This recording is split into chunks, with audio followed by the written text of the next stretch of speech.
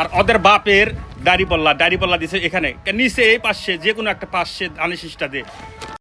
আসসালামু আলাইকুম, সকল প্রবাসীদের প্রতি দৃষ্টি আকর্ষণ করে বলছি, আমি একজন মালয়েশিয়া প্রবাসী। আমি ভোটের জন্য অ্যাপ্লাই করছিলাম, বাংলাদেশে ভোট দিব। তো আমার পেপারটা আসছে। তো পেপার আসার পরে আমি যে ধানের শীষের যে মার্কারের যে কাগজটা আছে, এখানে আমি ধানের শীষ খুঁজে পাইতেছি না। আমি এই কাগজটা 20 থেকে 25 বার মানে চেক করছি, করার পরে খুঁজে পাই না।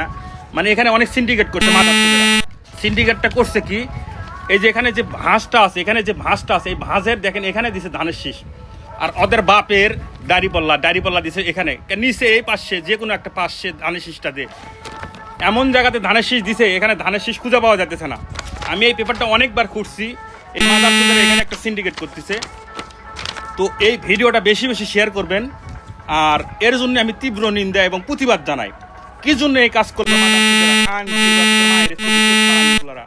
ধানের শীষ এখানে আমি যে টিক চিহ্ন দিব, দেওয়ার পরে এই কাগজটা কি বাংলাদেশে পৌঁছিবি? এটা তো নষ্ট হয়ে যাবে। এইভাবে থাকলে, এইভাবে যদি থাকে, যে ভাঁজটা দেখতেছেন 2 থেকে 3 দিন থাকলে এটা ধানের শীষ নাই, মনে করলেন ধানের শীষ আর খুঁজে পাইবেন না। তো ভিডিওটা বেশি বেশি শেয়ার করেন। ভালো থাকবেন, সুস্থ থাকবেন সবাই। Bye bye.